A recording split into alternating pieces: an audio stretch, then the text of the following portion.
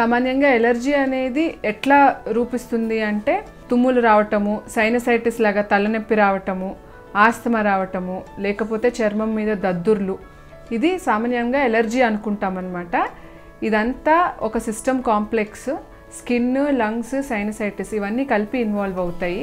కామన్గా ఎలర్జన్ అంటే దుమ్ము, కానీ దుమ్ము వల్ల డైరెక్ట్గా ఎలర్జీ అనేది రాదు. దుమ్ములో ఉన్న డస్ట్ మైట్స్ అని ఏదైతే అంటామో అవి ఒక చిన్న పురుగుల్లాగా ఉంటాయి, అవి ఎలర్జీ క్రియేట్ చేస్తాయి. అవి సామాన్యంగా దుమ్ములో, మన బెడ్షీట్స్లో, పిల్లోస్లో కూడా ఉంటాయి. నిద్రపోయేటప్పుడు డస్ట్ మైట్స్ ఏవైతే ఉంటాయో వచ్చి వాటి బాడీ పార్ట్స్ని షెడ్ చేసినప్పుడు మనిషికి ఎలర్జీ, ఆస్తమా, సైనసైటిస్, చర్మం మీద దద్దుర్లు ఇవన్నీ వస్తాయి. సో డస్ట్ అవాయిడ్ చేసాము అంటే సగం వరకు ఆస్తమాని కంట్రోల్ చేసుకోవచ్చు. ఎలర్జీ ట్రిగర్స్ ఈ డస్ట్ కాకుండా చాలా రకరకాలు ఉంటాయి అన్నమాట. పెయింట్ స్మెల్తో కూడా వస్తుంది, పెయింట్ వాసన వల్ల కూడా ఎలర్జీ వస్తుంది, ఒక్కొక్కళ్ళకి ఆస్తమా ట్రిగర్ అవ్వచ్చు. అది కాకుండా టర్పెంటైన్, కొద్ది ఇండోర్ ఎయిర్ పొల్యూషన్ ఒకటి బాగా గమనించుకుంటూ ఉండాలి. బొద్దింకలు ఏవైతే ఉంటాయో ఆ బొద్దింకల నుంచి వచ్చే ఎలర్జన్ కూడా ఆస్తమా వచ్చే ఛాన్సెస్ ఉంటాయి.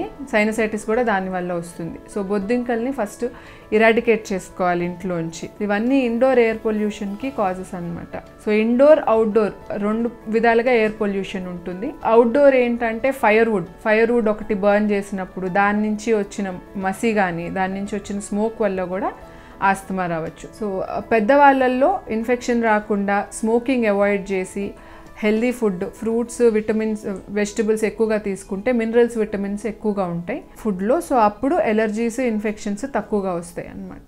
సీజనల్గా ఎలర్జీ వస్తుందండి. నాన్ సీజనల్ వింటర్ సీజన్లో కూడా వేరే ఎలర్జీ వస్తుంది. సమ్మర్ సీజన్లో వచ్చే ఎలర్జీ ఏంటంటే పోలెన్ వల్ల వస్తుంది. జస్ట్ సమ్మర్ స్టార్ట్ అయ్యే ముందు పోలెన్ అనేది వస్తుంది. దీని నుంచి స్ప్రింగ్ సీజన్లో చెట్ల నుంచి వచ్చే పోలెన్ వల్ల కళ్ళ దురదలు పుట్టటము, కంజంక్టివైటిస్ అంటామన్నమాట, ఎలర్జిక్ కంజంక్టివైటిస్. జనరల్గా ఆస్తమా ఉన్న వాళ్ళకి ఈ ఎలర్జిక్ కంజంక్టివైటిస్ వచ్చే ఛాన్సెస్ ఉంటాయి. ఇది పోలెన్ వల్ల వస్తుంది. ప్రికాషన్ ఏంటంటే ఇప్పుడు పోలెన్ అవాయిడ్ చేయడానికి మాస్క్ ఒకటి వేసుకోవాల్సి వస్తుందండి చెట్ల మధ్యలోకి వెళ్ళినప్పుడు. అండ్ స్కిన్ కూడా ఫుల్గా కవర్ చేసుకుని ఒంటి మీద ఫుల్గా వేసుకుంటే అప్పుడు ఆ పోలెన్ ఎలర్జీ చర్మానికి రాదు. అదే వింటర్ సీజన్లో చలి నుంచి మనిషి తనని తను కాపాడుకోవాలి. స్వెటర్ వేసుకుని, మంకీ క్యాప్ వేసుకుని, ఫుల్గా చెవులు, ముక్కు, ఒళ్ళు కవర్ చేసుకుంటే ఆ సైడ్ నుంచి ఆస్తమా రాకుండా, ఎలర్జీ రాకుండా హెల్ప్ అవుతుంది అనమాట. సమ్మర్ సీజన్లో వచ్చే స్ప్రింగ్ ఎలర్జీ కాకుండా, వింటర్లో వచ్చే ఆస్తమా కాకుండా పెరినియల్ ఆస్తమా అనేది ఒకటి ఉంటుంది. అది ఏంటంటే ఇండోర్, అవుట్డోర్ ఎయిర్ పొల్యూషన్ రెండు కలిపి వచ్చేది పెరినియల్ ఆస్తమా. సో దాని నుంచి చిన్నపిల్లల్ని డస్ట్కి ఎక్స్పోజ్ చేయటం కానీ, స్మోక్కి ఎక్స్పోజ్ చేయటం కానీ, లేకపోతే ఎవరికన్నా దగ్గు, జలుబు ఇట్లా ఉన్నప్పుడు ఆ పిల్లల్ని ఎక్స్పోజ్ చేయకపోతే ఇన్ఫెక్షన్స్ రావు, ఎలర్జీ ఇమీడియట్గా రాకుండా కూడా ఉంటుంది.